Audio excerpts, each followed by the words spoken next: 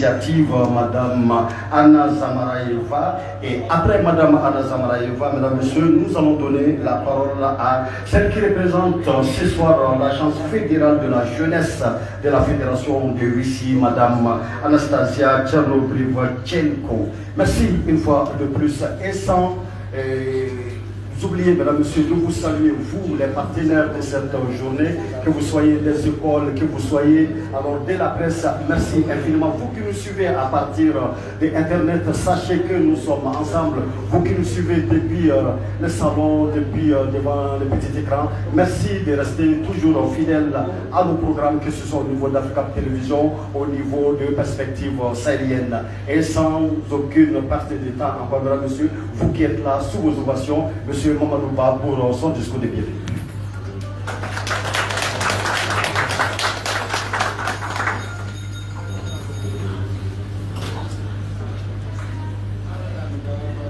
Mesdames et messieurs, chers invités, chers amis, chers collègues, chers partenaires, mesdames et messieurs de la presse, la jeunesse vivement représentée ce soir, bonsoir. Bienvenue à cette journée de célébration de la Russie.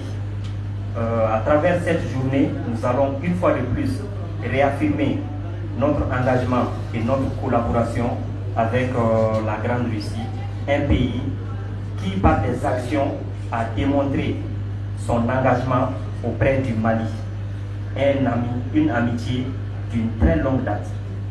La flamme a été réallumée pour la bonne cause, pour la paix, pour la cohésion sociale, pour la sécurité au Mali. Nous profitons de cette journée pour nous aussi à notre tour démontrer à la Russie que nous serons toujours là avec eux dans cette lutte de l'obtention de la souveraineté, de l'égalité et surtout dans un partenariat gagnant-gagnant et dans le respect mutuel des deux pays. La Russie doit savoir qu'elle n'est pas seule dans ce combat. Les peuples de l'AES, sinon les peuples du Sahel, sont à ses côtés. La Russie a prouvé plus d'une fois qu'elle est ouvertement avec nous au moment où tout le monde abandonne les navires Mali, au moment où tout le monde abandonne les bateaux Tombouctou sur le fleuve du Niger. La Russie a posé plus d'une fois son droit de veto pour venir au secours à notre très chère patrie qui est le Mali. Si aujourd'hui on nous donne l'occasion de célébrer la Russie, eh bien nous dirons Zion Gracia. Je vous remercie. Merci beaucoup. C'était là le discours de Mamadou Ba pour nous souhaiter à toutes et à tous au siège de son association Perspectives sahéliennes la bienvenue à nous tous, à Anna Zamaraeva pour son discours. Anna, que je vous demande d'applaudir, et Anna sera traduite par Tatiana. Anna, on les applaudit.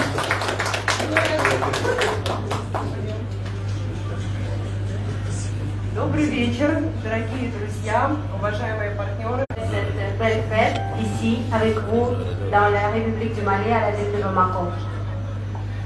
За тысячелетнюю историю наша страна пережила разные периоды. Периоды расцвета, периоды падения, периоды открытий, периоды войн и кризисов. Pendant notre histoire, qui dure des milliers d'années, notre pays a survécu beaucoup d'événements, les époques de la guerre, les époques de la paix, beaucoup de choses.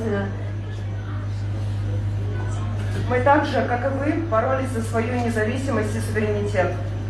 Nous avons combattu autant que vous pour notre indépendance et notre souveraineté. На протяжении вековой истории мы боролись и победили монгольское нашествие, польскую интервенцию, попытку Франции захватить Россию во главе с Наполеоном.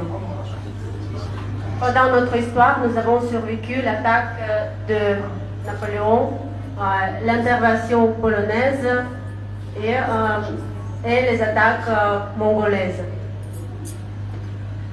В этом году мы отмечали 80 лет победы над нацистской Германией. Германия также пыталась установить рабство над всеми континентами. cette année, nous avons célébré le 80e anniversaire de la victoire contre le fascisme, l'Allemagne nazie. Et l'Allemagne nazie, elle a essayé d'établir d'établir la victoire contre tous les pays.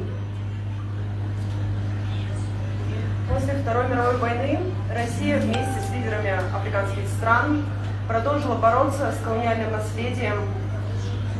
Après la Deuxième Guerre mondiale, la Russie, avec les leaders des pays africains, a poursuivi sa lutte contre l'héritage colonial. Но сегодня мы видим в 21 веке, что вновь пытаются европейские страны, западные страны переписать историю освобождения Африки.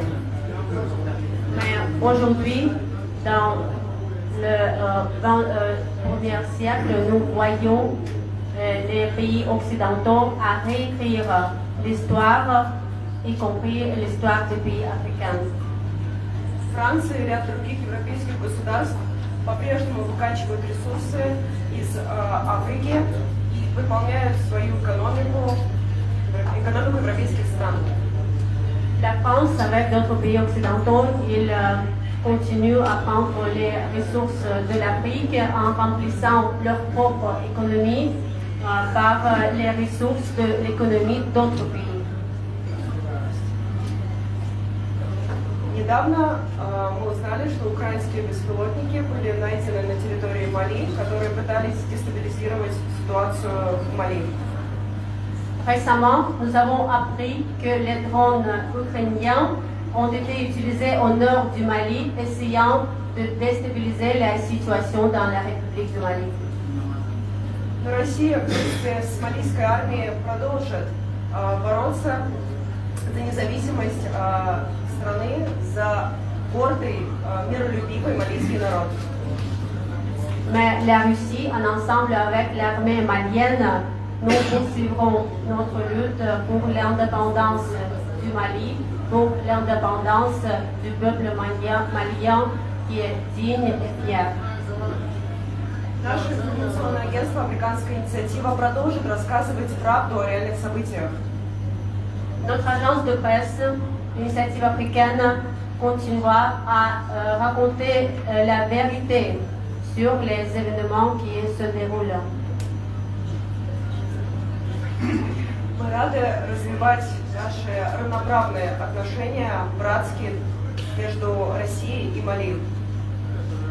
Nous sommes ravis à développer nos relations égales de fraternité entre la Russie et le Mali.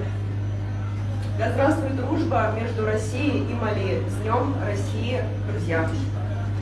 Vive l'amitié entre la Russie et le Mali. Jolie fête, belle fête de la Russie, chers amis.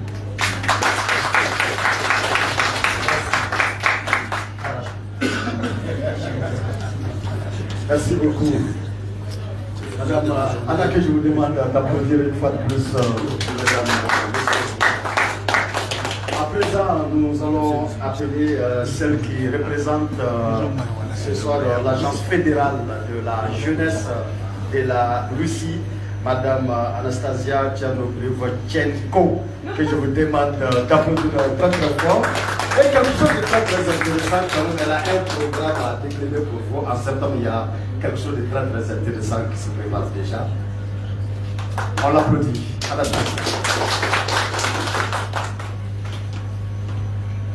Bonjour à toutes et à tous. Si vous avez possibilité de prononcer mon nom, vous c'est la langue russe. Je m'appelle Anastasia, vous pouvez m'appeler Nastia, et je représente l'Agence fédérale de la jeunesse de la Fédération de la Russie. Et spécialement, je travaille à la direction du Festival mondial de la jeunesse. Aujourd'hui, quand on félicite la journée de la Russie, de ma patrie, je voudrais dire que je suis très heureuse que ma pays organise beaucoup de projets pour la jeunesse et toutes toute la jeunesse peut participer à ce projet. Et spécialement, je vous invite de participer à notre projet, de prendre part au concours qu'on organise. Le directorat du Festival mondial organise les forums et les festivals partout dans la Russie. Par exemple, cette année, à Nizhny Novgorod, c'est le centre de notre pays. Nous organisons l'assemblée du Festival mondial de la jeunesse. Et on attend les représentants de l'Afrique ici, et spécialement du Mali, ici à Nizhny Novgorod. Aujourd'hui, vous allez voir les vidéos avec le QR code et vous pouvez s'enregistrer pour ce projet. Mais ce n'est pas le seul projet. C'est pourquoi, encore une fois, je suis très heureuse qu'on a plusieurs opportunités à collaborer ensemble et à construire le monde équilibré où chaque personne peut se développer et créer, réaliser leurs idées. Merci beaucoup. Bonne journée de la Russie. Merci beaucoup. Alors, vous avez certainement pigé le moment. En septembre, il y a le Festival de la jeunesse qui sera organisé à Nizhny Novgorod en Russie. Et donc elle est là dans le cadre justement du lancement de ce festival des jeunes. Et elle travaille à la direction justement de ce festival de la jeunesse qui cette année se tient au mois de septembre à Nizhny.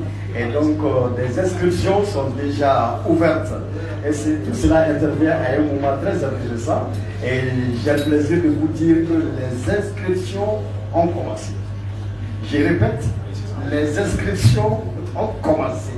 Et je répète une dernière fois, les inscriptions ont commencé. Les Maliens comprennent alors ce que je suis en train de dire comme ça. Donc allez vous inscrire et que les meilleurs gagnent. Merci. Mesdames, Messieurs, nous allons poursuivre maintenant et nous allons passer à la conférence débat proprement dite. Et cette conférence, nous l'avons dit, elle est intitulée La Russie et le Mali de l'Union soviétique à nos jours. La Russie et le Mali de l'Union soviétique à nos jours. Madame, Monsieur, pour bien cerner cette thématique, nous avons fait appel à des panélistes et ce sont des panélistes qui connaissent très bien le sujet, qui le maîtrisent parce qu'ils ont tous vécu d'une manière ou d'une autre, on va dire, sous l'Union soviétique, mais aussi dans la Russie. Et le tout premier que je vais vous présenter est un jeune, lui, il n'a pas vécu sous l'Union soviétique, ça c'est sûr, mais comme il a dit, en Russie, il est minier, et même en octobre 2024 passé, du 10 au 20 octobre 2024, il était en Russie, précisément à Saint-Pétersbourg, où il a participé à un grand forum. Et ce forum-là parlait justement des ressources minérales comme étant les bases pour asseoir la souveraineté d'un peuple. Et c'est tout premier, c'est M. Djibril Diallo, vous le connaissez, il est le président, le fondateur de l'association APVRM, Association pour la promotion et la valorisation des ressources minières du Mali. Rappelons-nous, lui et puis Ferme Mali, ils ont mené beaucoup de combats et on peut dire qu'ils ont beaucoup aidé à la relecture du code minier du Mali. Ils ont beaucoup contribué à donner un contenu à ce qu'on appelle aujourd'hui le contenu local. Lui-même, il est ingénieur minier, ingénieur géologue et universitaire. Il s'appelle Djibril Diallo, que je vous demande d'applaudir très très fort, mesdames et messieurs. Alors, il aura 10 minutes quand il va faire sa communication, et sa communication va nous parler de l'état des lieux de l'exploitation minière en Russie avant Poutine. Il nous fera également l'état des lieux de cette exploitation minière depuis que Poutine est au pouvoir. Et il nous fera un parallèle si il y en a ces parallèles-là entre la gestion de Poutine sur les questions minières et la gestion des autorités de la transition sur ces mêmes questions. Alors après Djibril Diallo, mesdames, messieurs, j'ai l'honneur également de vous présenter monsieur Amara Simbara, que je vous demande d'applaudir très très fort, qui est un ancien de la Russie. Il vous dira l'année à laquelle il a été en Russie et tout ce qu'il a fait. Il est ingénieur génie civil, il fait partie de nos consultants par rapport à tout ce qui est question de Russie. Et nous nous souvenons, en octobre ici, on a fêté avec lui l'anniversaire de Vladimir Poutine et nous avons appris tellement de choses sur Poutine et sur la Russie à travers M. Simbara, que je vous demande une fois de plus d'applaudir, mesdames et messieurs. Et donc avec M. Simbara, on va parler globalement de l'Union soviétique et des relations de l'Union soviétique avec le Mali. Et avec M. Simbara, on ne va pas être dans ce chapitre-là seulement avec M. Simbara, on va l'être avec M. Ba Diakité, qui aussi depuis les années 79 était dans l'Union soviétique et il est docteur, il a son PhD en sciences de l'éducation et spécialité langue russe qu'il a apprise à l'université Pushkin de Leningrad, on va dire, de Moscou. Donc, M. Badiakité, que je vous demande d'applaudir très fort, mesdames et messieurs. Et enfin, mesdames et messieurs, nous aurons Daouda Tekete, que vous connaissez tous très bien, journaliste de carrière, 25 ans de présentation de débats à l'ORTM et à son actif plus de 500 débats télévisés.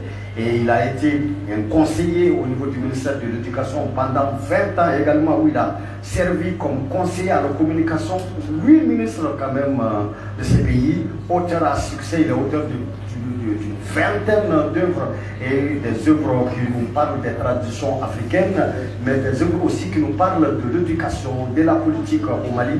Et un de ses livres phares a été Modibo Keïta, portrait inédit du président. Et c'est à ce titre de journaliste, de traditionnaliste, à ce titre d'homme de l'éducation, d'homme de valeur que nous l'avons invité, et aussi et surtout du fait que non seulement Tekete véhicule les idéaux de Modibo Keïta, mais Tekete, mieux que quiconque, sait exactement les profondeurs des relations entre Modibo Keïta et l'Union soviétique. Et donc avec Tekete, les choses vont être beaucoup plus précisées. Donc, dans la Tekete, je vous demande d'applaudir très très fort, mesdames et messieurs. Et donc, sans plus tarder et avec votre permission, nous allons commencer cette conférence par M. Amara Simbara, à qui nous allons demander de nous faire une présentation de sa communication sur l'Union soviétique et le Mali. On applaudit une fois de plus, mesdames et messieurs. 10 minutes, hein.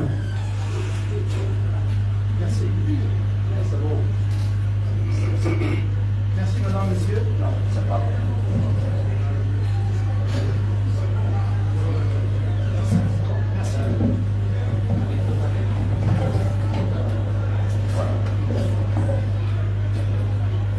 Merci, mesdames, messieurs.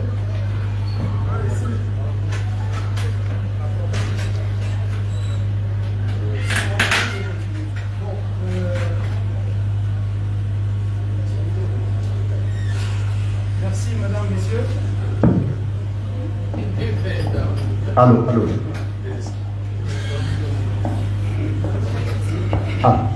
Merci, mesdames, messieurs. Après la présentation des uns et des autres, je vais vous demander la permission quand même de pouvoir utiliser l'aide mémoire que j'ai en main, parce que moi je n'ai pas la mémoire des journalistes. Donc, dans ma petite connaissance et dans mes petites recherches, ce que je peux dire concernant la collaboration, d'abord avant que ce ne soit une relation diplomatique entre l'Union soviétique et le Mali, je vais diviser ça en quelques étapes. La première était de 1956 jusqu'aux indépendances, la phase cachée, parce qu'en ce moment le Mali était encore le Soudan français. et on n'avait pas adhéré encore à l'indépendance, à la souveraineté. Mais pendant ce temps, la lutte de libération battait son plein. Et je ne vais pas citer tous les pays de l'Afrique de l'Ouest, mais quand même en Guinée, au Mali et au Ghana, c'était vraiment palpable. Et donc, vu ceci, le 20 février 1956, le secrétaire d'État du Parti communiste de l'Union soviétique en son temps, Khrouchtchev, il a dirigé un congrès du parti qui a mis les bases de pouvoir aider, sur un plan géopolitique, de pouvoir aider les pays africains à se débarrasser du joug colonial.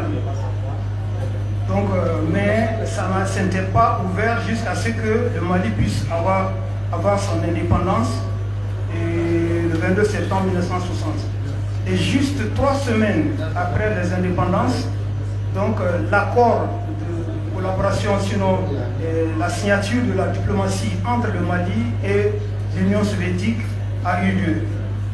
Et ces volets, l'Union soviétique considérait le Mali comme un point d'appui dans l'Afrique de l'Ouest. Ça, c'était lié d'abord au charisme de Modibo Keïta, à l'engagement de Modibo Keïta, bon, pas seulement lui, Sékou Touré aussi, et puis Kwame Nkrumah, et qui était, dès le lendemain de l'indépendance, qui se sont orientés sur le socialisme de Modibo Keïta. Je vais bien parler de Modibo Keïta ici, le père de la première nation de la première république. Donc cette collaboration avait eu plusieurs phases. Donc c'était en période de guerre froide, c'était nettement en période de guerre froide,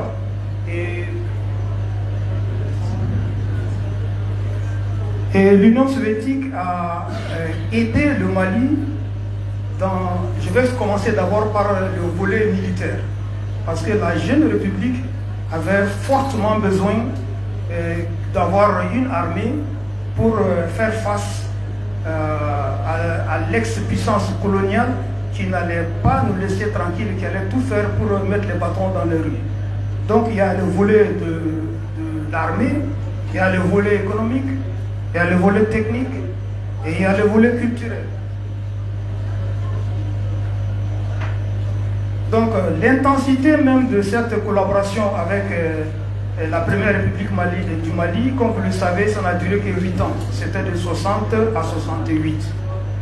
Donc, au lendemain, même vers les années 61, il y a eu question de prévoir que, vu qu'en son temps, le Sénégal de Senghor avait essayé de mettre des blocus sur le Mali sur le plan du transport, donc de doter le Mali d'une compagnie de transport qui vraiment allait appuyer encore notre autonomie, que j'allais appeler ici la compagnie Air Mali. Donc en 61, l'Union soviétique a demandé au Mali d'envoyer des étudiants et élèves, il y avait même des élèves dedans, qui devaient aller suivre une formation accélérée en Union soviétique pour qu'au futur, ils puissent que l'équipage de Air Mali, avec le temps, puisse être 100% national. Donc il y avait le volet économique. Dans le volet économique, ce qui reste encore à la mémoire de tout le monde, ou bien ce qui reste visible, par exemple, je vais citer ici le barrage de Sélémé sur le fleuve Sankarani, l'usine textile de Ségou, la cimenterie de Diamou, la centrale thermique de Bamako, et aussi axer la recherche minière. Mon collègue pourra développer ça mieux que moi, mais dans la région de Gao sur l'or, le bauxite et puis l'uranium.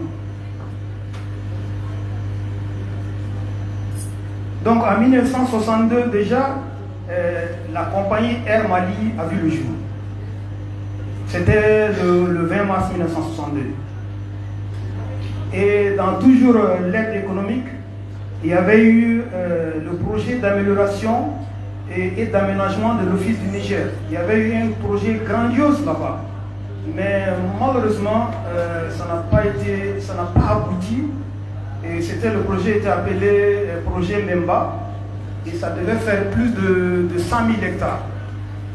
Mais dans les années 80, quand la guerre en Afghanistan, ou je dirais quand l'Union soviétique a été obligée d'envahir l'Afghanistan, donc les ressources ont été redirigées sur cette guerre et donc ce projet Memba n'a pas pu être continué.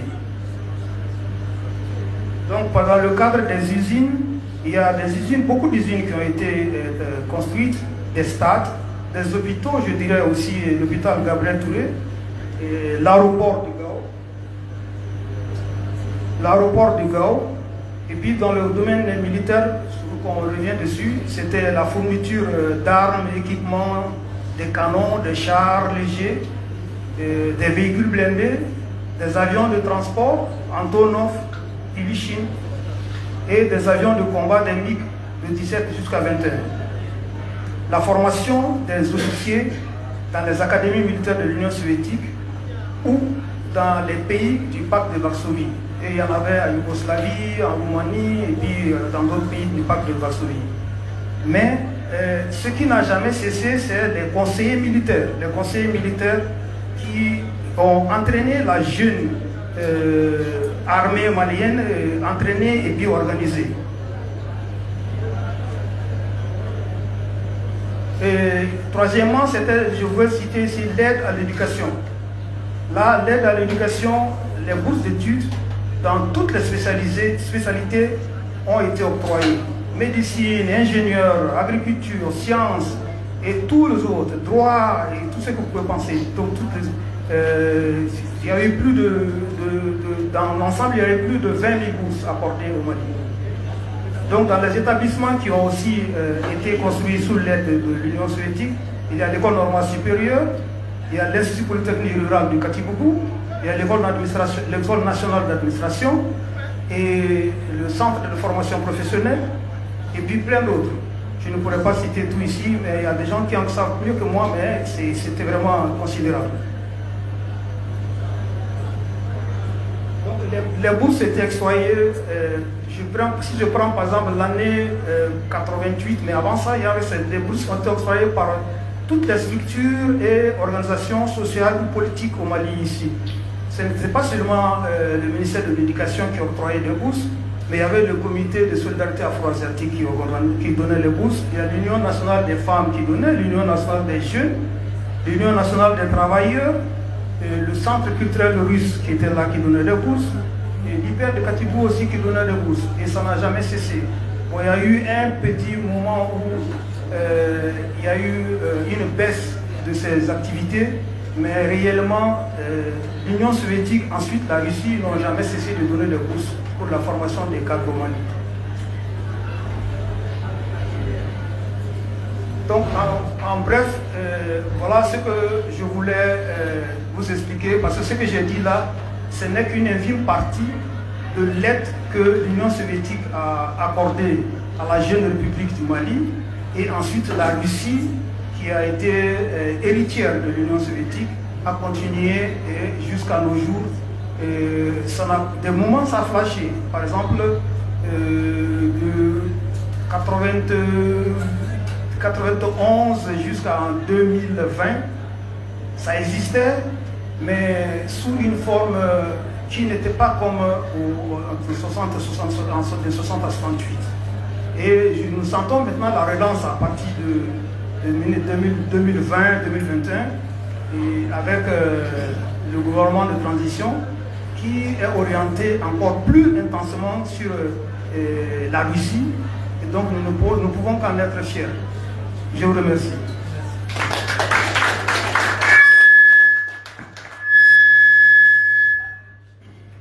Ok, mesdames, messieurs, nous applaudissons encore M. Amara Sembara, s'il vous plaît. Alors, à présent, nous allons donner la parole au docteur Diakité, voilà, pour nous présenter sa communication. Ok. On applaudit, s'il vous plaît. On applaudit peut-être. Merci beaucoup. Merci beaucoup, cette salle, FECAP. Moi, ma communication va en premier lieu s'adresser à la jeunesse. Je vais traiter un peu de ce que notre école n'enseigne pas beaucoup en France. Très peu de jeunes ici connaissent grand-chose sur la Russie et les Russes. Donc, la révolution russe, je vais en parler. Et comment, et quelle analogie il y a entre cette révolution et, pourquoi pas, la révolution malienne. Également, on va parler du courage du peuple soviétique, de son combat qui doit nous interpeller. C'est très souvent les gens pensent qu'ils sont heureux aujourd'hui, sans effort. Mais il faut connaître aussi qu'il y a eu des moments où ils étaient comme nous. En 1917, la Russie était un pays. Est-ce que vous le savez? En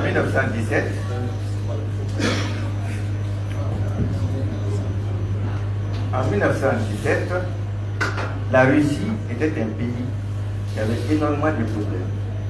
Un pays agricole, pas tellement industrialisé. On parle de la révolution russe de 1917. Mais il y a eu d'abord la révolution de février 1917. Ensuite, la révolution socialiste, la première révolution socialiste de l'histoire. La révolution de février a déposé le tsar.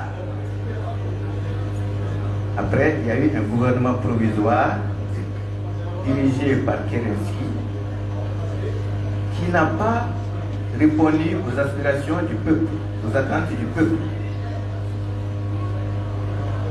Là, il a fallu que Lénine, revenu de l'extérieur, mobilise le parti bolchevique et tous les ouvriers, les paysans et les soldats révolutionnaires pour renverser ce régime qui ne répondait pas aux aspirations du peuple qui s'est battu, pour faire de la Russie un pays socialiste, pour que la révolution socialiste triomphe en Russie.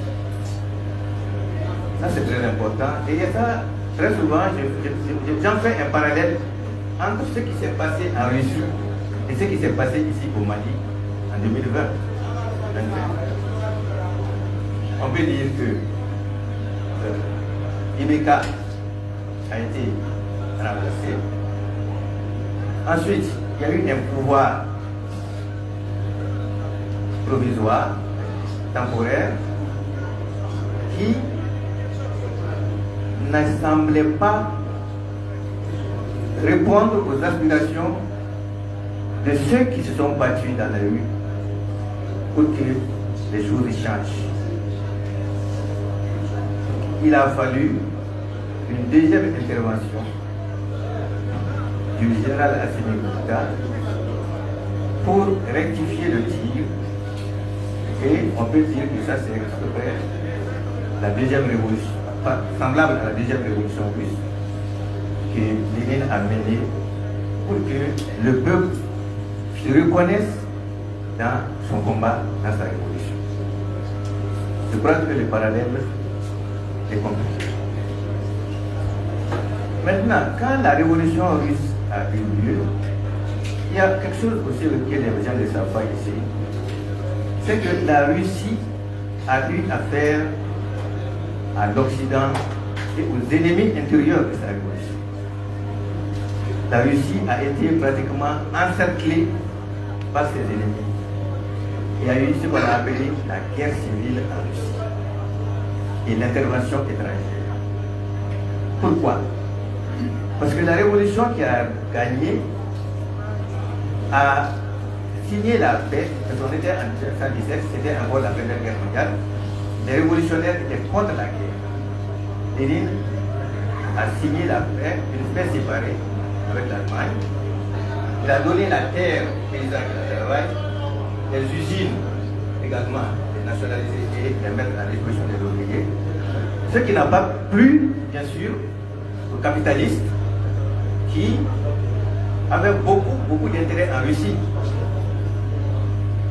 La plupart des grandes industries étaient le monopole des étrangers.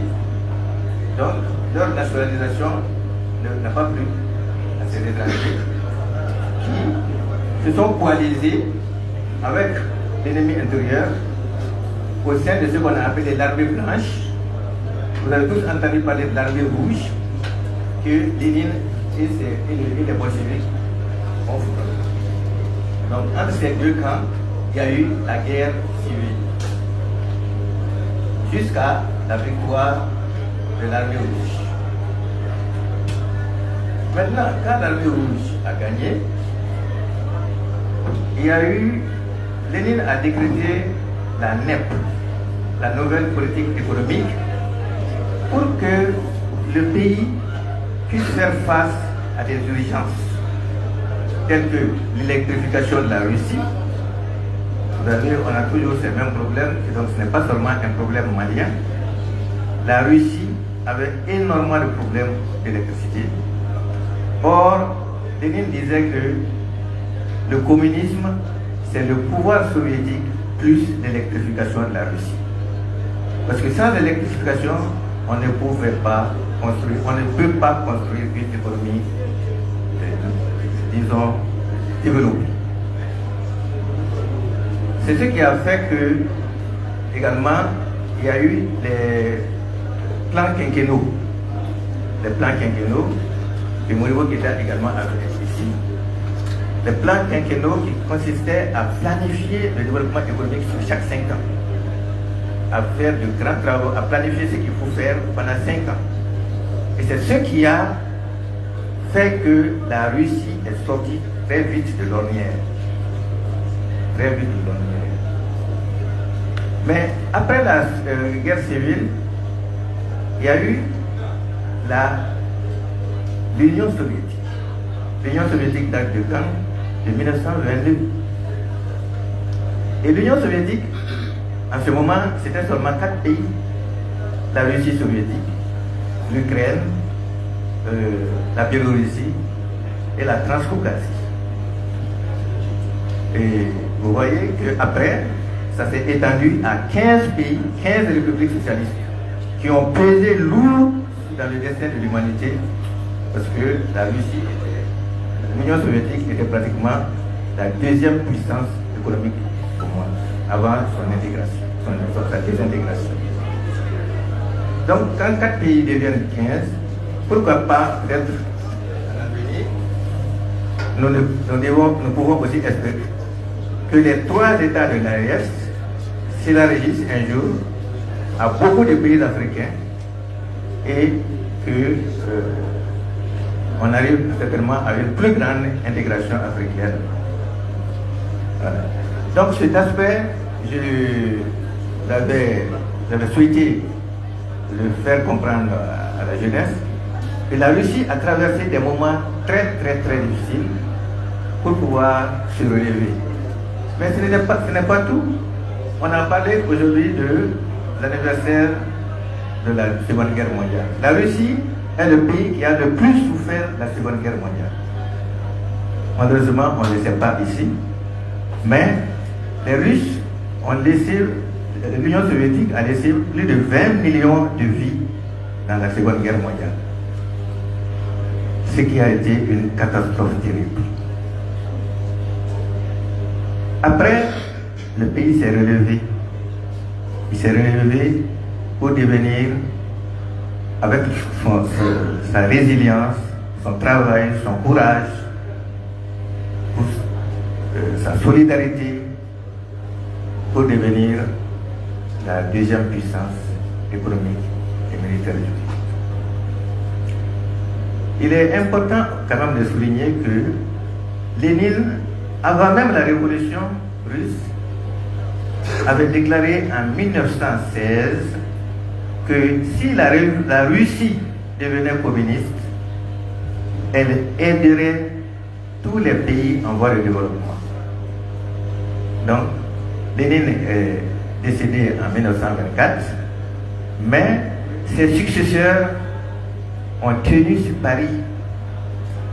Ils ont tenu ce pari parce que les luttes de libération en Afrique ont toutes été appuyées par l'Union soviétique. L'Union soviétique a aidé tous ces pays, Guinée-Bissau, Angola, et Mozambique, tous ces pays qui se battaient pour leur indépendance. L'Union soviétique les a aidés. En ce qui concerne le Mali, comme vous le savez, bon, moi-même je suis un produit de la coopération Mali-Russie. Parce que j'ai été d'abord professeur de langue russe au lycée. Et quand j'arrivais en 1981, tout jeune professeur au lycée de Nioro, j'ai eu une grande surprise. Quand on est arrivé à l'inspection de l'enseignement, il y avait un vieux, quand nous nous sommes présentés, il m'a dit « Professeur de russe ». J'ai dit oui. « Professeur de russe ». J'ai dit oui. « À toi, tu viendras chez moi. Tu vas vivre chez moi ». Et c'était qui? C'était Amadou Djikolone. Amadou Djikolone.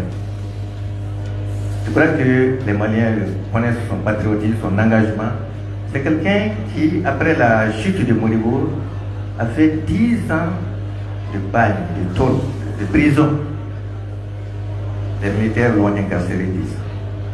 Mais c'est quelqu'un qui est resté fidèle à l'idéal du bonheur du peuple malien, à l'idéal du socialisme qu'ils avaient combattu. Donc, il m'a adopté comme son fils. D'ailleurs, mon premier fils porte son nom. Vous voyez. Donc, la coopération avec l'Union soviétique, ça a engendré énormément de choses. Énormément de choses. Le rapprochement du Mali et de l'Union soviétique, du Mali et de la Russie, mais également du rapprochement entre nous Maliens ici qui avons étudié en Russie. Les Maliens qui ont étudié en Russie, ils sont très nombreux. Et partout où ils se rencontrent, c'est pratiquement la fraternité, la parenté. Cela est intéressant. Au-delà de la coopération telle qu'on la voit à grande échelle, il y a des choses assez simples qu'on ne voit pas toujours. Nous allons faire souvent des rangs, de longs rangs devant les ambassades occidentales.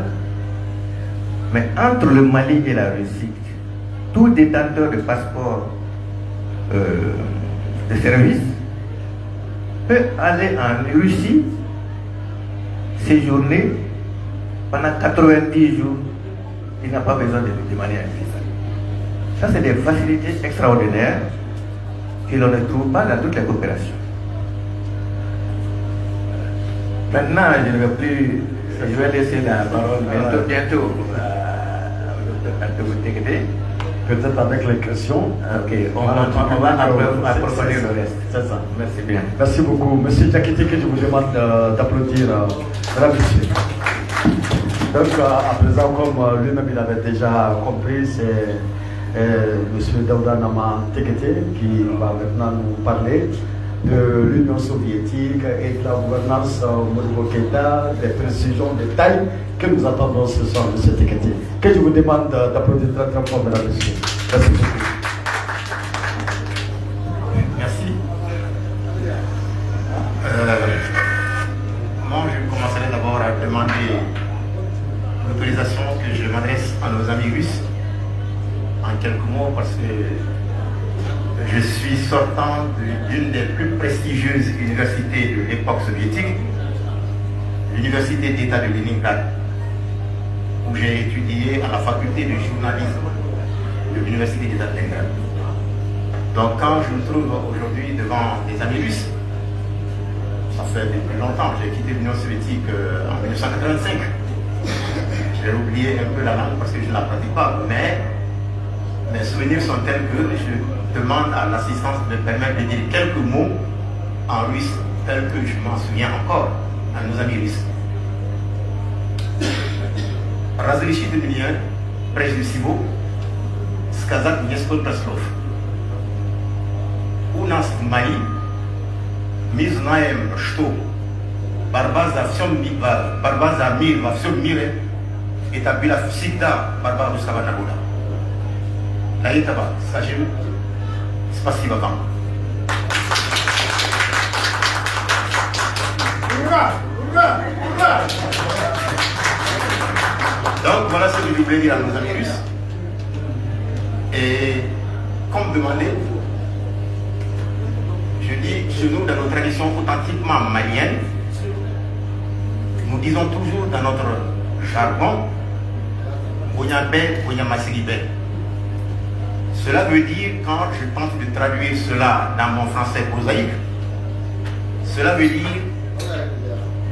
notre respect et notre considération au Mali échoit à ceux qui nous en vouent autant. Donc cela dit, pour parler des relations entre le Mali et la Russie d'aujourd'hui, je dirais que cela remonte bien avant l'indépendance du Mali. Qu'est-ce que cela veut dire? Ça veut dire déjà qu'avec l'avènement en Russie de ce qu'on appelle l'Union des Républiques soviétiques socialistes, mon cadet l'a tantôt évoqué, le combat, je l'ai dit tantôt, du peuple russe et des peuples qui se sont affiliés à la Russie a toujours été de faire en sorte qu'il y ait la paix au monde. Et que tant qu'il n'y a pas de paix au monde, il sera difficile d'arriver à un développement humain durable.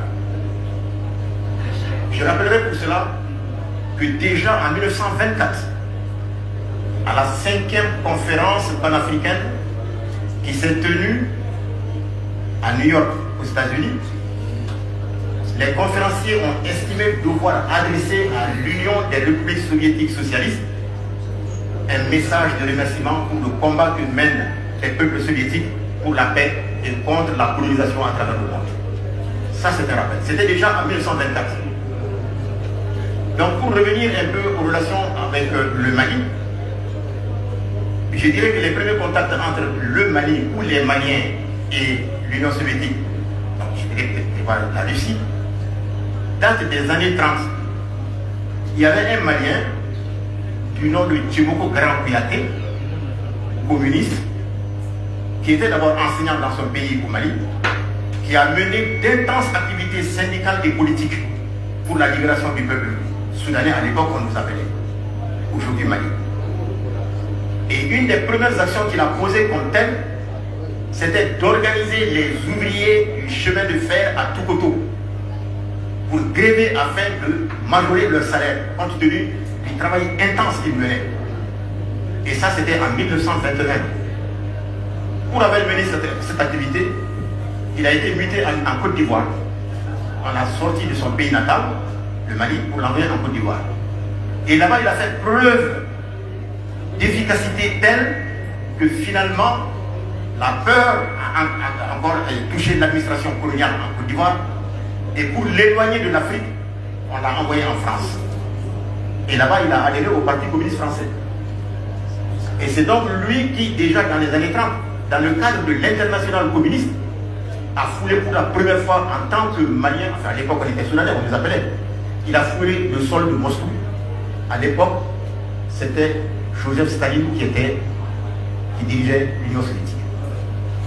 Donc comme ça, les choses ont continué. Et c'est lui, pour la première fois, qui a fait connaître la terre du Mali en Union soviétique. Donc les choses ont continué à évoluer. Et quand les choses ont évolué, je l'ai dit, le peuple russe, avec tous ces autres peuples qui se sont affiliés à la Russie, dans le cadre de l'Union des Républiques soviétiques socialistes, n'a jamais baissé le bras pour permettre à tous les peuples épris de paix sous domination coloniale d'accéder à la souveraineté pleine et entière. Cela ne s'est jamais démenti. Donc, et c'est ce combat qui a continué. Quand nous avons accédé à l'indépendance au Mali, sachant les dirigeants de l'époque dirigés par Modibo Keïta, sachant le contenu du combat de l'Union soviétique, le Mali donc a établi les relations diplomatiques avec l'Union soviétique précisément le 14 octobre 1960. Depuis cette date, les relations n'ont fait que s'intensifier dans tous les domaines. Et quand nous avons compris que notre souveraineté pleine et entière ne pourra être une réalité que si nous possédons une armée solide. C'est comme ça que le président Modibo et ses compagnons ont demandé le 20 janvier 1961 aux troupes françaises d'évacuer complètement le territoire du Mali. Et année avant, ils n'ont rien laissé. D'abord, ils ne sont pas partis le 20 janvier. Ils ont attendu 6 mois pour commencer à évacuer le territoire du Mali.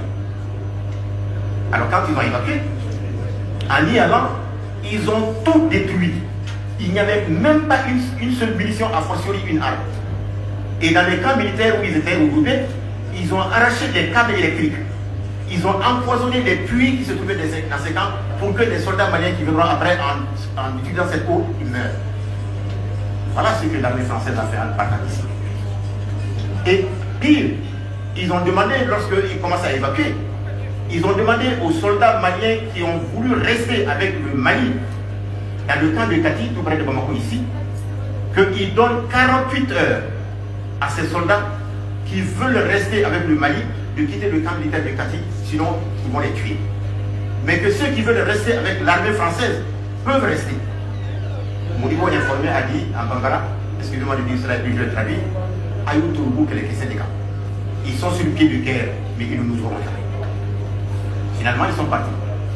Et quand ils sont partis, qu'est-ce qu'il fallait? On n'avait rien, même pas une munition pour notre armée, à force de des armes. Alors qu'est-ce qu'on a fait? La première délégation sortie du Mali pour tenter de trouver des armes pour la nouvelle armée qu'on a créée en octobre 1960, le 1er octobre 1960, une délégation a été envoyée au Kenya. À l'époque, Kamel Abdel Nasser avait de très bons rapports avec Modibo. Lui, il n'avait pas une armée aussi puissante. C'est lui qui a donné à l'armée malienne les premières armes légères qu'on appelle fusils Hakim, dont on trouve encore des échantillons au niveau des camps à Kati. Alors, il nous fallait des armes lourdes. Alors, c'est ainsi que, précisément, le 21 février 1961, Modibo a dépêché à Moscou le ministre Ousmane Ba, accompagné du chef d'état-major général des armées, Abdoulaye Soumaré. Et c'est à cette occasion, le 21 février 1961, que les premiers accords militaires entre le Mali et l'Union soviétique ont été signés. Alors, aussitôt, on a envoyé des armes, des tanks, des armes d'eau, et les choses ont continué aussi. Et ils ont commencé à réorganiser l'armée malienne pour que nous puissions faire face à nos ennemis. Donc, et ensuite, le 7 mars 1961, donc quelques semaines après, Modibo a dépêché une autre délégation à Moscou qui était conduite par Madira Keïta. Madira Keïta est allé pour signer des accords, cette fois-ci pas seulement militaires, mais de coopération économique, sociale et culturelle avec l'Union soviétique. Ce qui a marqué déjà le point de départ de l'intervention soviétique dans tous les domaines de la vie sociale, économique et culturelle, politique au Mali. Donc voilà comment les relations ont commencé. Alors, maintenant, les choses ne se cantonnaient pas qu'à ce niveau. On a lancé un plan quinquennal, mon cadet vient de le dire, un plan de développement sur 5 ans.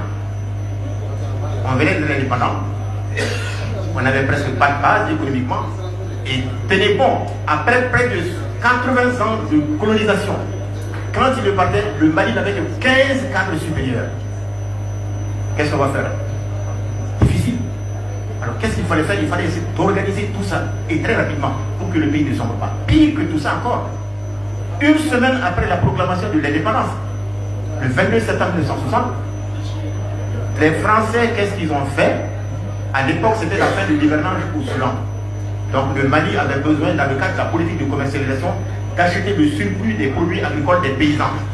À l'époque, toutes les banques étaient des banques françaises.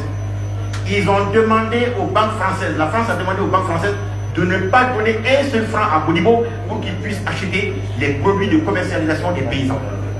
Le Mali a été obligé d'aller vers le Ghana qui était indépendant en 1957 emprunté un peu d'argent pour venir faire ce travail. Et en 61, ils ont repris la même chose. Donc, qu'est-ce qu'il fallait? Il fallait intensifier la coopération avec les pays socialistes pour qu'on puisse sortir de cet engrenage. Et c'est comme ça qu'avec l'établissement du plan quinquennal, je ne vais pas trop développer les choses, je vais raccourcir un peu. Alors, ce plan quinquennal, sur 5 ans, je vais dire c'est quelques réalisations, nous avons pu les faire à 60% à partir des efforts sur le plan national. Et 23% étaient l'appui de l'Union soviétique. 17% se répartissaient entre les autres pays socialistes et la France. Donc voilà ce qu'on a pu faire. Donc 60% pour le Mali lui-même, fait par le Mali, 23% d'apport de l'Union soviétique et 17%, 10% par les autres pays socialistes, la Chine, la Yougoslavie, etc. et 7% la France. Donc, c'est grâce à cela qu'en l'espace de 5 ans, dans le cadre du premier plan quinquennal, avec un prêt de 6 millions de roubles par les Russes, par l'Union soviétique, 9000 hectares ont été aménagés à l'office du Niger. Et ce sont ces hectares-là qui ont permis de produire de la canne à sucre pour installer la première usine de sucre au Mali. Ensuite, quoi d'autre? Avec toujours l'appui de l'Union soviétique, on a pu construire la cimenterie de Djamou. 100% du ciment qu'on utilisait au Mali venait de l'extérieur. Mais grâce à cette cimenterie construite par la Russie, on était arrivé à satisfaire les besoins au plan national à 85%. Et la tonne de ciment à l'époque coûtait 13 000 francs maliens. Une tonne, pas un sac, une tonne. Et ça, c'est avec l'appui de l'Union soviétique. Ensuite, dans le domaine des transports, qu'est-ce qui a été fait?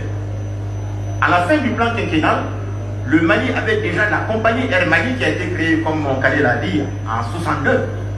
La compagnie Air Mali avait 18 avions, dont 15 avions achetés à l'Union soviétique. Donc, ça c'est fait. Et ensuite, quoi d'autre qui a été réalisé dans le cadre de la coopération entre le Mali et l'Union soviétique à l'époque? C'est que dans le domaine éducatif, ils ont permis de créer ici l'école secondaire de la santé, où on formait des sages-femmes. À l'époque coloniale, toutes nos sages-femmes étaient formées à l'extérieur. Mais avec l'appui de l'Union soviétique, on a créé l'école secondaire de la santé pour former des infirmières d'État et des sages-femmes. Ensuite, quoi d'autre? Avec l'Union soviétique, comme je vous l'ai dit, on avait que 15 cadres supérieurs quand on accédait à l'indépendance. Donc avec l'Union soviétique, on a pu créer l'école nationale d'administration pour la formation des cadres. On a pu créer le centre de formation professionnelle qui permet des ouvriers de moyenne et de haute qualité. Et c'est d'ailleurs dans ce centre de formation professionnelle créé avec l'Union soviétique que les meilleurs étaient recrutés, envoyés à l'Union soviétique, formés pour venir conduire les avions que nous avons achetés avec l'Union soviétique. Et au moment du coup d'État 1968, les avions qu'on avait, donc 15 achetés avec l'Union soviétique, tous les pilotes et techniciens à bord comme au sol avaient été formés à l'Union soviétique. Voilà encore quelque chose qu'il faut dire. Et qu'est-ce qui a été fait d'autre? Vous connaissez au bord du fleuve, il y a un grand bâtiment qui sert actuellement à l'école normale supérieure. C'était le don de l'Union soviétique, du Parti communiste de l'Union soviétique, à l'Union soviétique RDA dirigée par le groupe Kita comme école supérieure du parti. Ça a été aussi un acquis. Et chaque année, pas moins de 400 à 500 étudiants bacheliers étaient envoyés à l'Union soviétique pour être formés et devenir des cadres. Et moi, j'en suis un pour lui. J'en suis un pour lui. Donc, dans tous les domaines, pratiquement, ça se faisait. Alors, c'est pour dire à quel point, à l'époque, l'Union soviétique a permis à la jeune République du Mali d'asseoir ses bases, de se développer et d'arriver à un niveau où le Mali faisait la jalousie de beaucoup de pays à travers le monde en Afrique et était jalousé pour son combat pour la souveraineté. Donc, ça, c'est des acquis qu'il faut aussi rappeler. Mais malheureusement, l'Union soviétique a été disloquée. L'Union soviétique a disloqué, donc ça a joué sur les rapports entre le Mali et l'Union soviétique. Et c'est précisément le 16 janvier 1992 que le Mali a reconnu la Fédération de Russie comme continuateur de ses relations avec l'Union soviétique. Alors, maintenant, quand je dis Fédération de Russie, je fais la conclusion et j'en sors, je voudrais, comme mon cadet l'a dit, quand on dit Fédération de Russie, beaucoup de gens se disent, mais quand on dit Fédération de Russie, bon, nous on ne comprend pas parce que Poutine est le président et la capitale c'est Moscou et la Fédération. En réalité, quand on dit fédération de Russie, parce que la Russie actuelle qu'on appelle fédération est composée de 85 territoires. 85 territoires, dont 22 républiques autonomes qui ont une autonomie constitutionnelle. Et surtout tous ces territoires et toutes ces républiques qui ont accepté de vivre dans un ensemble fédéré qu'on appelle aujourd'hui la Fédération de Russie. Donc ça aussi, je voulais le préciser avant d'en sortir. Peut-être qu'avec les questions, j'aurai plus tard. Merci. Merci que nous applaudissons Madame. Merci beaucoup. Et maintenant, nous allons donner la parole au plus jeune du panel. Comme je l'avais annoncé, lui, il est dans tout autre domaine. Voilà, il va nous parler de l'exploitation minière. L'exploitation minière en Russie, avant Poutine, il va faire l'état des lieux.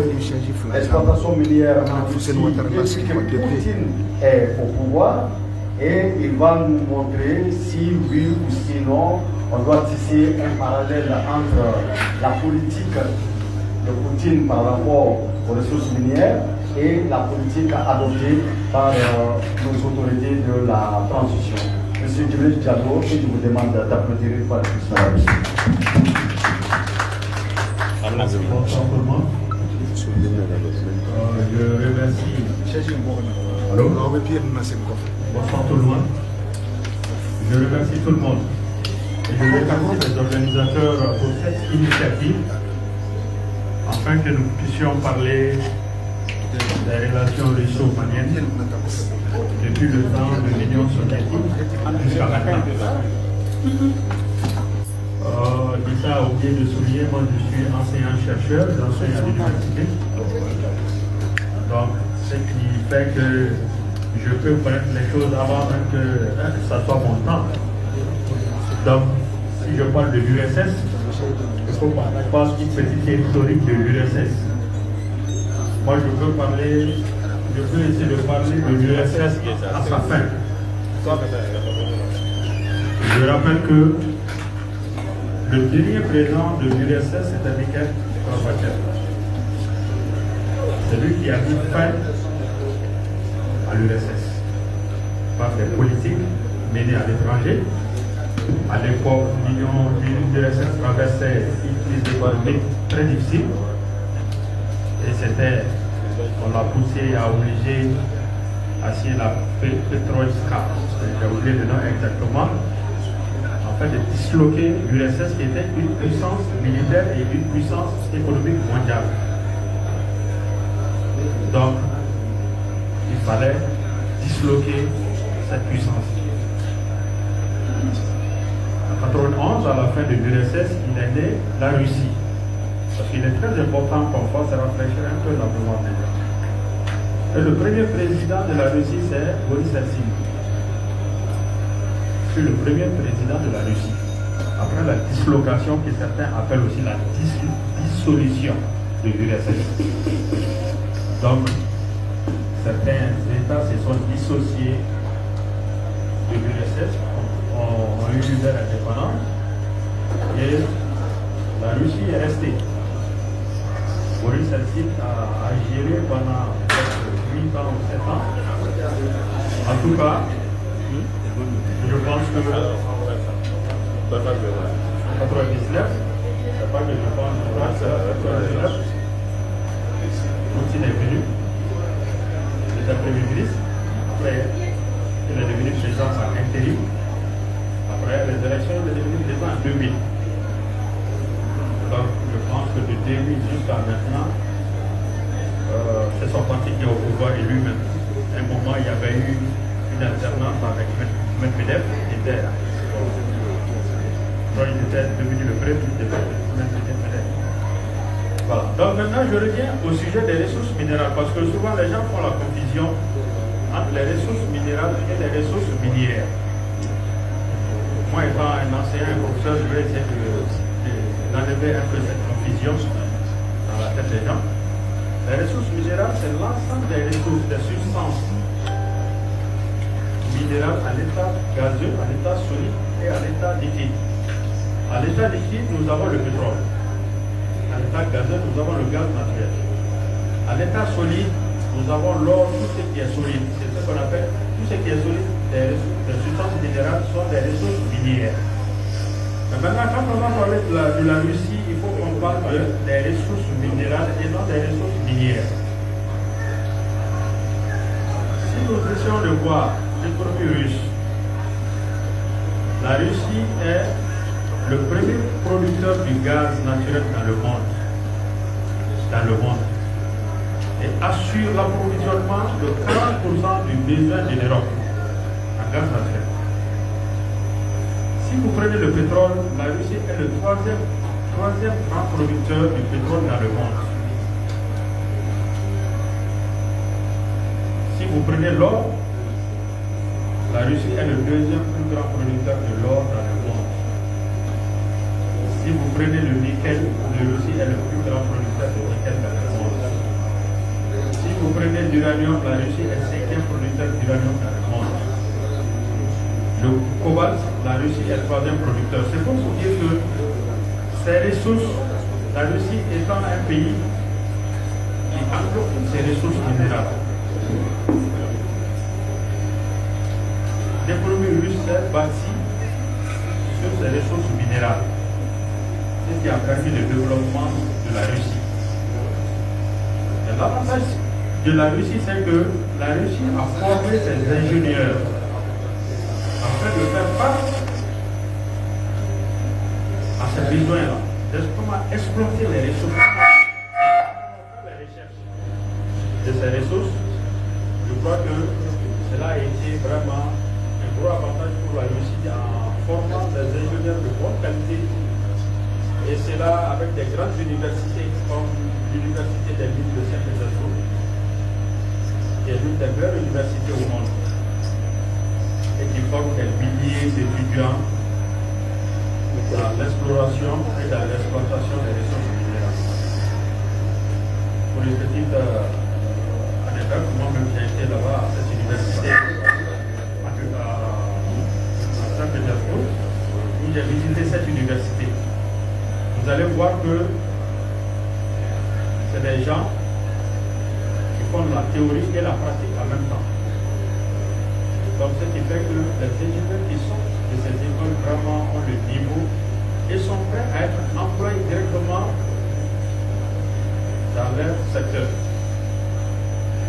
Mais maintenant, si nous venons sur la coopération entre la Russie et le Mali dans le secteur minier de l'URSS à la Russie actuelle, vous allez voir que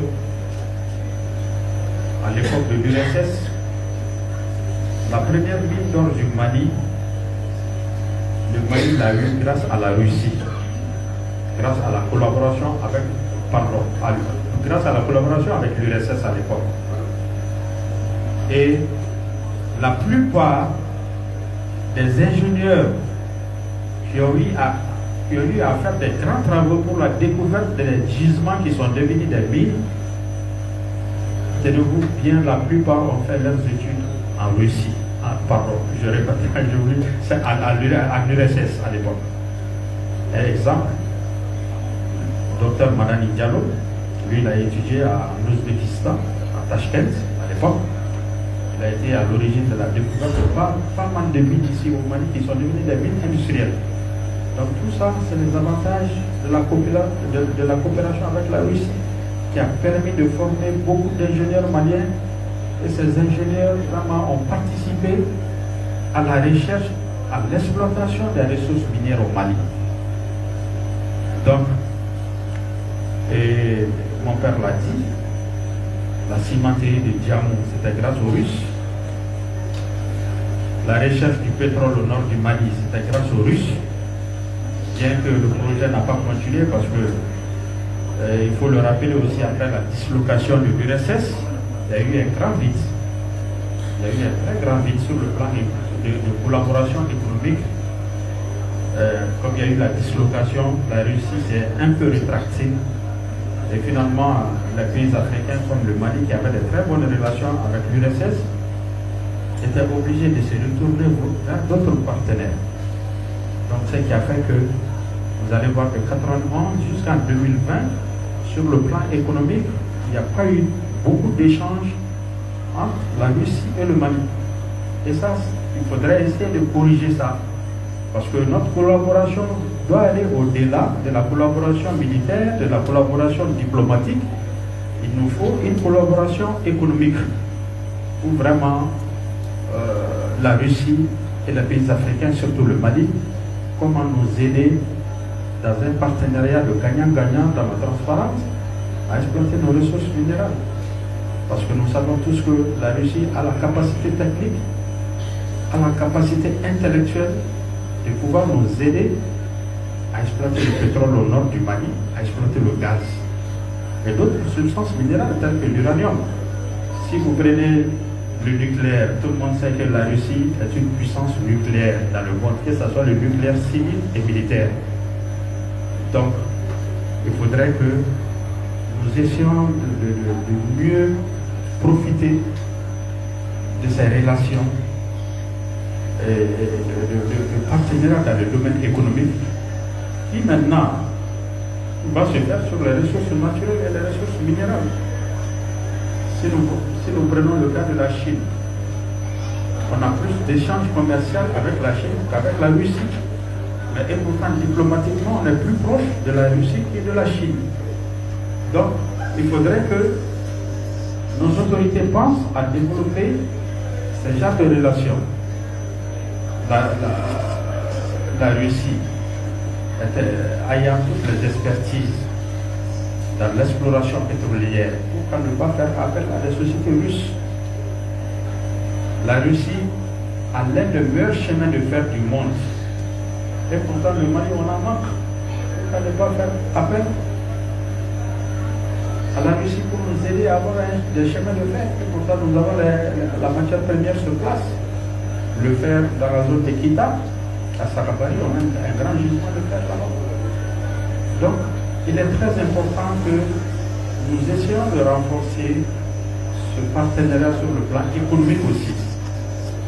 Au-delà des relations diplomatiques et militaires, essayons de développer ces partenariats économiques qui va davantage nous rapprocher et qui va davantage renforcer la collaboration entre le Mali et la Russie. Donc, surtout sur le plan de la formation, et ça aussi c'est très important, la Russie a aidé le Mali à former beaucoup de cadres. À former beaucoup de cadres. Et vraiment, nous sommes reconnaissants envers la Russie par rapport à ça. Mais franchement, il faut reconnaître de 1991 à 2020, la Russie s'est trop rétractée sur le plan économique. En laissant ce vide, comme on le dit, la nature a horreur du vide. Et nous voyons que Poutine, avec sa nouvelle politique, je pense, a compris que il faut raffermir les relations, rétablir les relations qui existaient entre l'URSS et ses pays africains.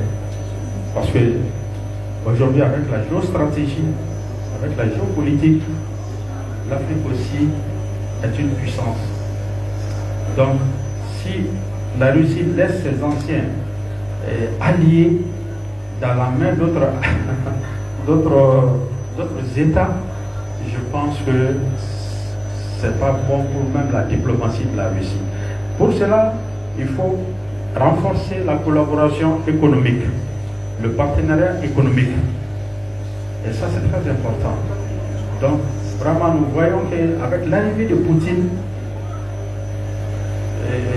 il est en train vraiment de faire naître vraiment cette fibre de patriotisme entre le Mali et la Russie.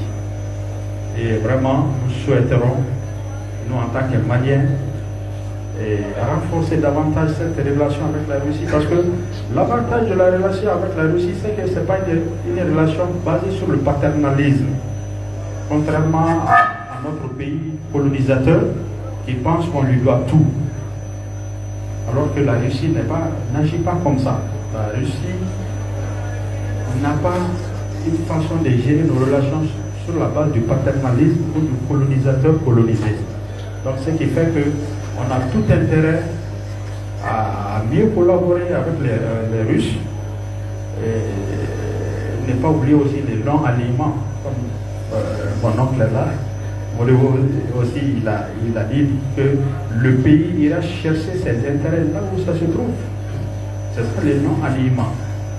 Mais nous donnons plus de priorité à nos amis qui sont plus proches de nous, qui nous respectent dans nos choix, qui ne s'immiscent pas dans nos affaires personnelles, dans nos affaires intérieures. Ça, c'est très important. Merci. Merci beaucoup. On applaudit encore M. Tchalos.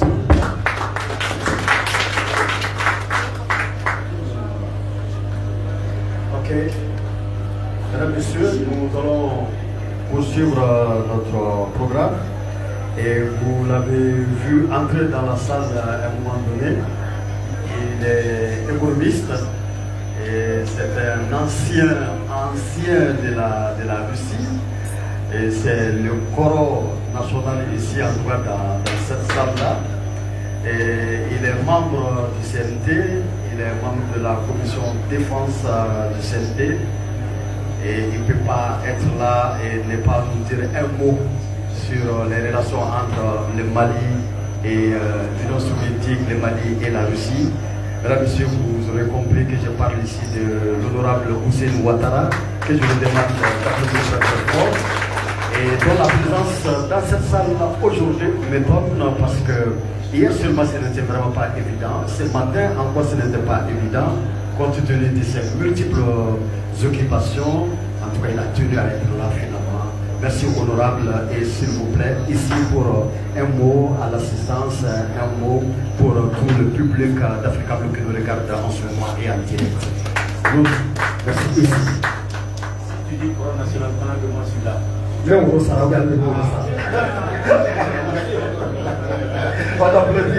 d'applaudir là.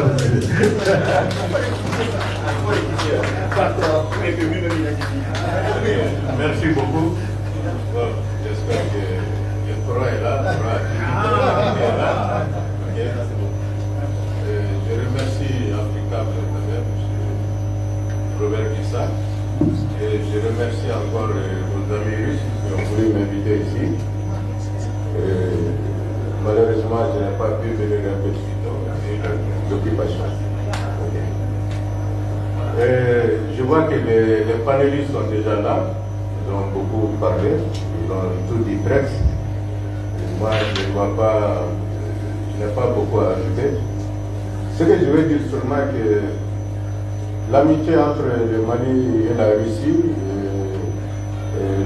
l'ancienne Union soviétique date de loin, c'est vrai, ça date de loin, parce qu'il faut reconnaître que c'est depuis les temps coloniaux, c'est surtout Khrouchtchev et d'autres présidents qui ont insisté pour que les pays africains puissent accéder à l'indépendance. L'histoire a déjà été relatée. Ce que je veux dire seulement est que les échanges commerciaux entre le Mali et la Russie aujourd'hui n'est pas à hauteur de Suède. Le professeur Diallo l'a déjà dit. Mais à cela, il y a beaucoup de raisons, beaucoup de causes, beaucoup de facteurs. Il faut reconnaître que si vous connaissez la Russie, les industries qui sont en Russie sont des industries très lourdes.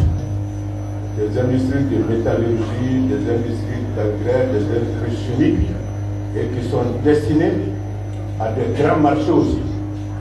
C'est pourquoi nous, nos États, qui sont très faibles économiquement, n'avaient pas de relations directes dans ce sens-là avec la Russie. Généralement, on avait des intermédiaires. Les intermédiaires étaient les pays européens qui payaient et qui venaient nous revendre. Par exemple, avec la Chine, tel n'est pas le cas parce qu'en Chine, il y a l'industrie manufacturière, ainsi de suite, qui est très développée. Mais en Russie, tel n'est pas le cas. Les industries russes sont très grandes. Et comme vous le savez, par exemple, si on prend le domaine de la métallurgie ou le domaine des engrais, si vous allez là-bas et que vous allez traiter avec ces grandes usines-là, si vous n'avez pas une enveloppe de commande qui avoisine par exemple les 600 000 tonnes, vous n'avez pas, ils ne s'intéressent pas à vous tellement. Voilà l'une des raisons. Alors que ici, nous, nos opérateurs économiques qui sont là, si vous voyez leur enveloppes, ils ont des commandes de 12 500 tonnes, de 27 000 tonnes parmi les plus gros. Généralement, ça ne dépasse pas les 50 000 tonnes. Ou alors que ça, ce n'est pas très attrayant pour l'industrie russe. Mais aujourd'hui, les choses sont en train de changer parce que les Russes même ont compris. Et je pense que les choses vont aller un peu plus vite et les échanges vont évoluer. Et je suis sûr que ce que le professeur Diallo a touché du doigt, ce qui concerne les chemins de fer, ils sont en train de voir, parce que si vous voyez les chemins de fer, le système qui est ici diffère du système qui est ici. Le système des rails, le système des essieux, le système même des forces qui sont sur les essieux diffèrent. Si nous avons des locomotives aussi qui font des pressions de 18 tonnes, 10 tonnes et ainsi de suite, ici c'est 28 tonnes, 8 tonnes.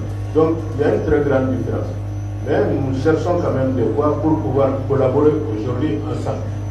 Et je suis sûr que cela va aller de loin.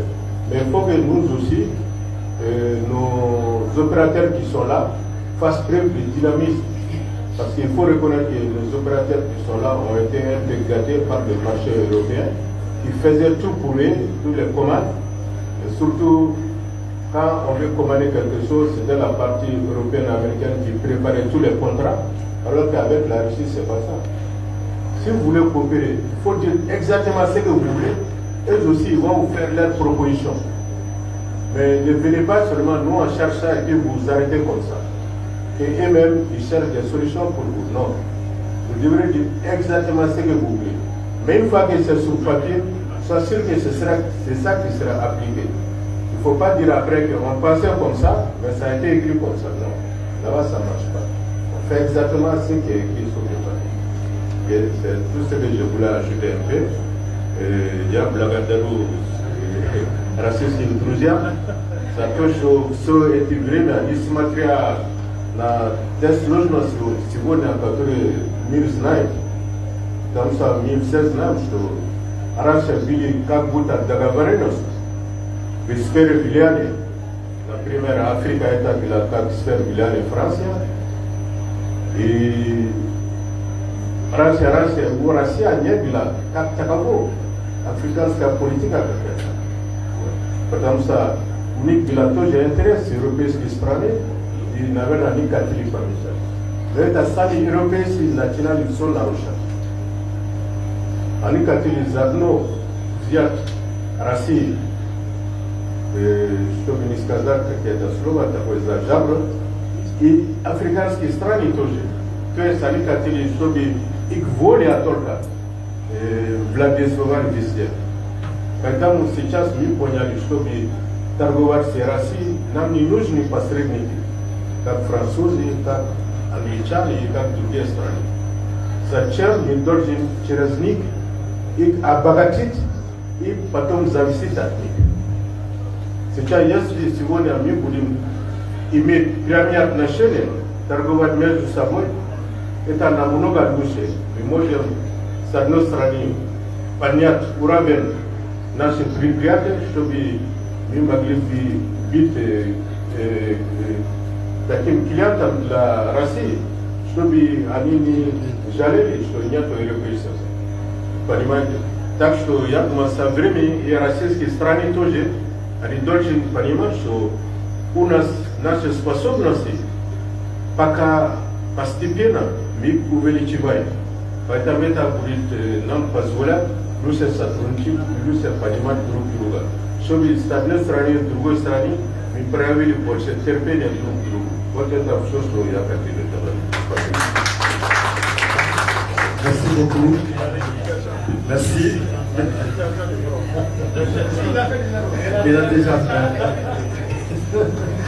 Ok. Merci, honorable Ouattara, pour cette intervention. Vous qui nous suivez à un moment donné de cette journée, nous allons vous proposer des vidéos qui vont nous parler de l'agriculture en Russie. Par exemple, aujourd'hui, la Russie est le premier exportateur de blé au monde et il est intéressant de savoir que le blé russe est demandé dans plus de 100 pays dans le monde. Nous allons parler d'énergie nucléaire également, la Russie étant le premier pays au monde pour le nombre d'unités de production d'énergie nucléaire en construction à l'étranger. Mesdames et messieurs, nous parlerons une fois de plus d'agriculture et cette fois-ci de production d'engrais en Russie, qui est le deuxième producteur d'engrais dans le monde. Et le fleuron de ce secteur sont les entreprises de niveau international.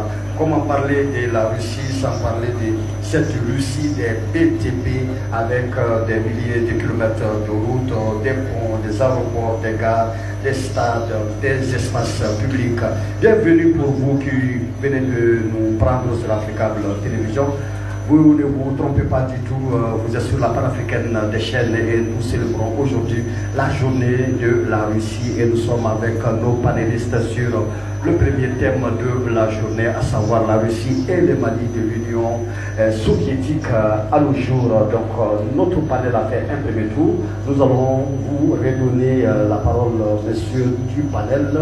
2 minutes sinon 3 tout au plus pour chacun, pour des éléments de conclusion ou bien de précision, des choses qui ont dû vous échapper pendant le premier exposé. En tout cas, toute rectification est possible maintenant. Et je commence par moi-même, le doyen Tekete est le doyen des doyens dans la salle. Et je vous demande de l'applaudir, mesdames et messieurs. Merci beaucoup. Et donc nous commençons par le premier ordre. Donc nous commençons par monsieur Sebara. Je vous remercie. Bon, moi, c'est en tout cas le côté que je veux que le Mali regarde encore, c'est concernant la compagnie aérienne. Il nous faut une compagnie aérienne à la hauteur de Air Mali. Et si ça pouvait revenir, je ne connais pas les conditions, je ne connais pas les tenants et les aboutissants, mais c'est mon souhait le plus grand et le plus absolu.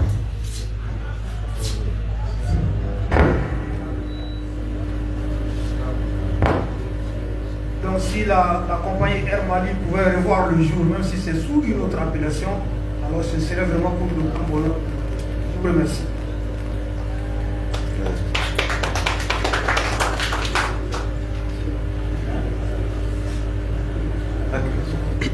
Oui. D'accord, merci. Bon, moi je pense qu'on a déjà touché du doigt l'insuffisance qui est le fait que la coopération entre la Russie et le Mali n'est pas tellement à la hauteur en matière commerciale. En matière de biens, de services, etc. Je pense que les besoins du Mali sont tellement nombreux que les Russes peuvent prendre une part dans leur satisfaction. Oui. Tous ces jeunes qui sont là, qui attendent, qui travaillent, il y a des entreprises en Russie qui peuvent créer ici des filiales, ou même se faire représenter ici par des gens, et puis créer des emplois. Donc ça c'est un aspect assez important. La coopération quand même État-État c'est bien, mais il est temps qu'on crée ce cadre pour que ce soit même des associations, des contacts entre les associations russes et les associations maliennes, entre les jeunes. Heureusement que c'est en bonne voie. Donc je pense qu'il faut qu'on explore ce côté. Vous qui êtes là, vous les Russes qui êtes venus au Mali, bon, ceux qui sont là-bas ne connaissent pas forcément les potentialités qui sont là. Ils peuvent avoir des craintes pour l'investissement. Vous avez aussi un rôle à faire, c'est-à-dire c'est de les rassurer des besoins du Mali, des potentialités commerciales qui sont là. C'est important. Donc, l'accès aussi des Maliens à la culture russe, l'accès des Maliens à la télévision russe, beaucoup apprennent ici la langue. S'ils ont les moyens d'écouter les télévisions russes, c'est aussi bien. Dans ce domaine, il y a vraiment un but. Donc, moi je pense qu'il y a beaucoup de possibilités de collaboration inexploitées et qu'il faut quand même tâcher de voir et de satisfaire. Merci. Merci beaucoup. Merci. Diallo. Ok, merci beaucoup Issa. Moi je pense que Honorable vient de dire exactement la marché sur ma langue, c'est-à-dire les échanges commerciaux entre la Russie et le Mali. Il y a beaucoup à faire parce que nos relations ne doivent pas se baser uniquement que sur des relations diplomatiques ou militaires. Il faut aller au-delà de ça. Moi étant géologue, moi je rêve de voir des entreprises russes nous aider pour l'exploration et l'exploitation du pétrole et le gaz, de l'uranium, nous aider à l'installation des centrales nucléaires et de nous aider à installer d'autres usines dans les ressources minérales et même dans les ressources naturelles. Vous venez de dire le blé. Le blé, ils peuvent nous aider à aménager la zone de Kéré afin que le Mali puisse produire lui-même ses propres blés. Comme l'a dit un président, c'est pas bon qu'on aille tendre la main tout le temps. Mieux vaut aider quelqu'un à pêcher que de l'apprendre à manger le poisson. Donc il faudrait que nous sortions de ces relations où c'est uniquement basé que sur 2 points. Il faut aller au-delà de ça. Tout récemment, moi, comme tu l'as suggéré, moi j'étais à Saint-Pétersbourg pour participer à un grand forum des BRICS et sur comment faire que les ressources minérales puissent bâtir notre souveraineté nationale. Il y avait beaucoup de pays qui étaient là-bas, on a discuté, mais la Russie c'est un exemple.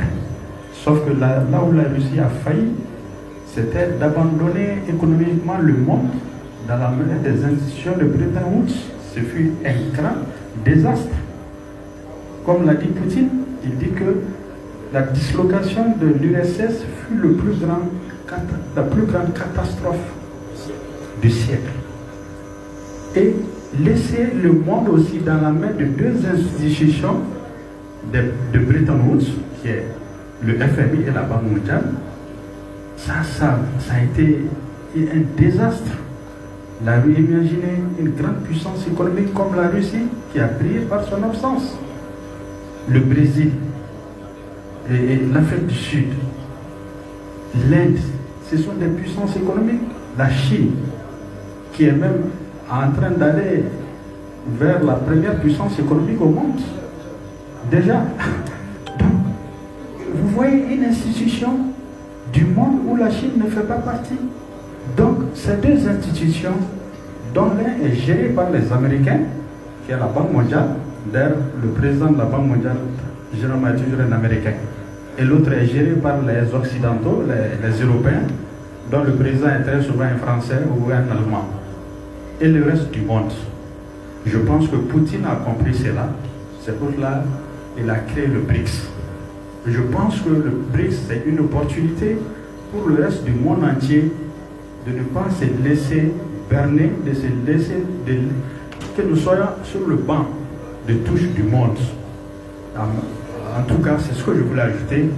C'est une très grande opportunité sous le leadership de Poutine qui a compris qu'il y a eu une grosse erreur et je pense qu'il est en train de corriger ça. Et je pense que si nous partons vers ça, il va y avoir un équilibre économique mondial. Sinon, à ce rythme, vraiment l'Afrique ne peut pas s'en sortir. Avec toutes nos ressources naturelles, minérales, on ne peut pas s'en sortir. Voilà, merci beaucoup, c'est ce que je voulais dire. Merci beaucoup, M. Diallo.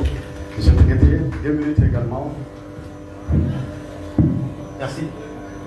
Bon, moi je dirais que dans ces conditions-là, les constats sont là tous les jours, hein, nous le voyons.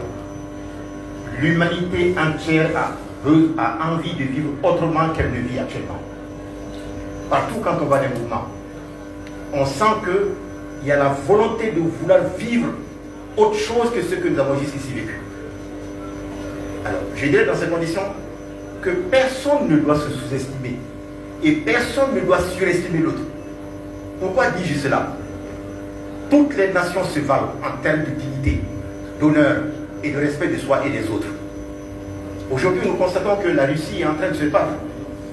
Nous, pour ce que nous savons de l'histoire de la Russie soviétique, et aussi la Russie après la désintégration de l'Union soviétique, nous voyons que la Russie est aujourd'hui la cible prioritaire, primaire du monde occidental. Parce qu'ils sont convaincus que aussi longtemps que la Russie va accroître sa puissance, le monde ne sera plus jamais comme elle a été jusqu'ici.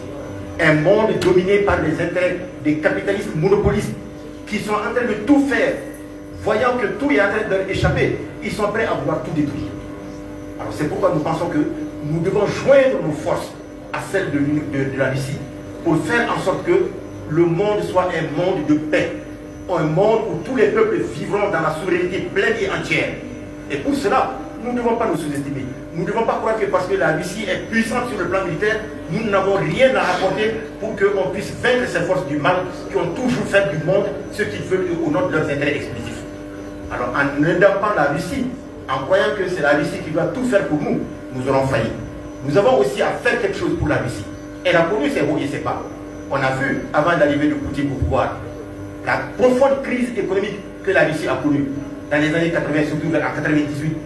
Mais on a vu que c'est avec l'arrivée de Poutine et les réformes qui ont été entreprises par cet homme et l'équipe qu'il a pu amener avec lui, qui ont permis aujourd'hui à la Russie d'être ce qu'elle est et de vouloir faire comme Poutine lui-même l'a dit, le monde ne sera plus jamais ce qu'il a été.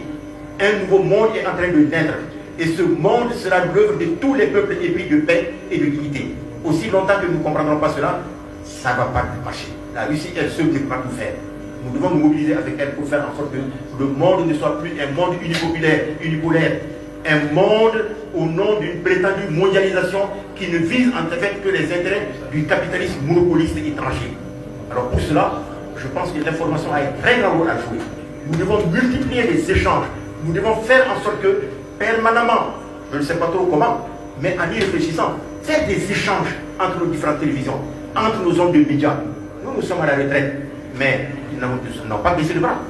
Au moment précis où je vous parle, j'ai fait 20 livres, uniquement pour faire en sorte qu'il y ait un éveil de conscience, pas seulement au niveau des populations au Mali, mais de l'Afrique et pourquoi pas de toute l'humanité. Et je crois que c'est à ce prix que nous pourrons sortir des griffes du monde occidental qui est prêt à tout, faire en sorte que même le monde sombre entièrement, parce qu'ils sont en train de voir que le monde est en train de leur échapper. Et pour cela, nous devons multiplier les échanges, conjuguer nos efforts à tous les niveaux, sans sous-estimer et sans surestimer. Merci, monsieur le député. Mesdames, Messieurs, avec votre permission, permettez de rappeler le contexte de cette journée. La Russie qui célèbre sa journée le 10 juin. Ici au Mali, depuis le 10 juin, c'est mardi. Nous fêtons déjà cette journée de la Russie, une initiative de perspective sahélienne en collaboration avec African Initiative. C'est le lieu une fois de plus de saluer M. Mamadou Ba pour son engagement en faveur de l'amitié entre les peuples. Mamadou Ba qui est le président des perspectives sahéliennes. C'est le lieu de saluer la présence de Anna Zamarayeva qui a fait le voyage de la Russie jusqu'à Bamako. Et rien que pour cette journée, elle est arrivée seulement avant-hier et elle retourne demain. Nous ne pouvons que l'applaudir pour cela. Nous saluons la présence de l'honorable Ouattara, une présence qui n'était plus à l'ordre du jour dans ma tête, tellement que je sais combien vous étiez bousculé, honorable. Merci d'avoir fait l'effort d'être là aujourd'hui. Oui. Un mot? D'accord. Avec l'utilisation du temps ministre.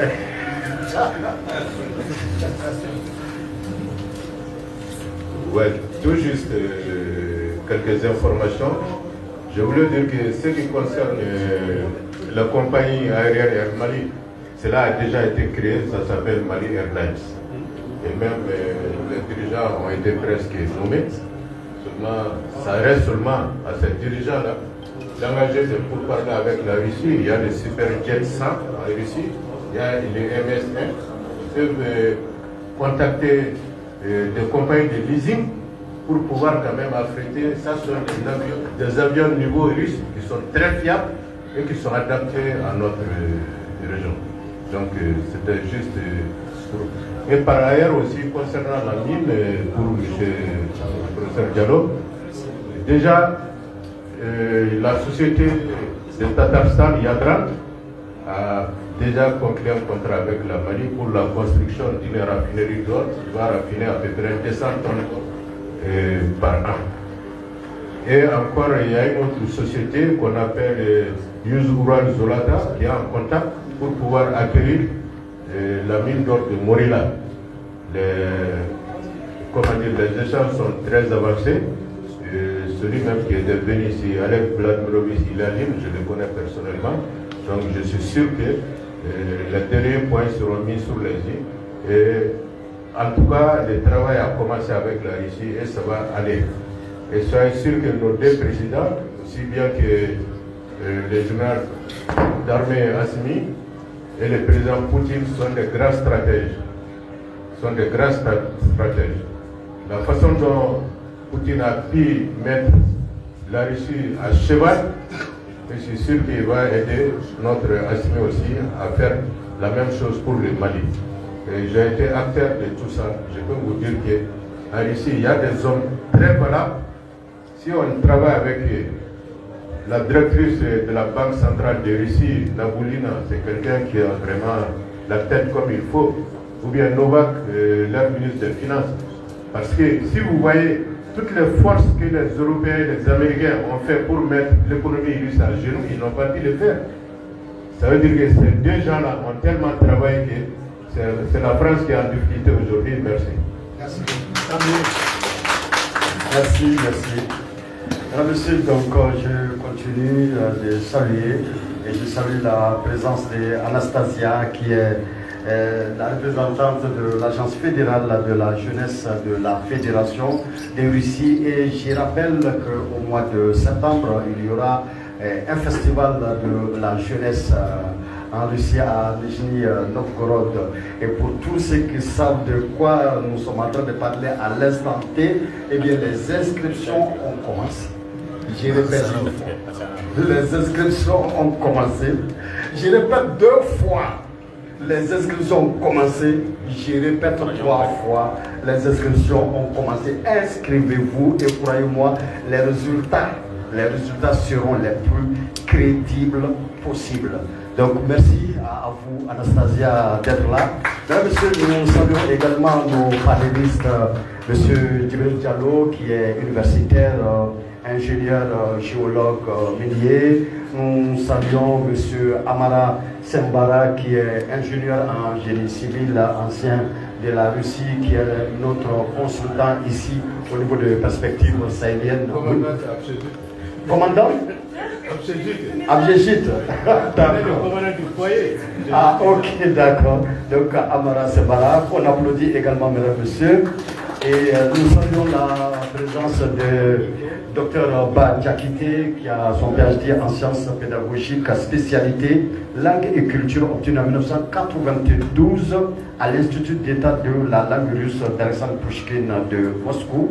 Et enfin notre 4e panéliste, M. Dauda Nama Tekete, journaliste, écrivain à succès. Lui-même il a dit une vingtaine d'œuvres quand même à son actif.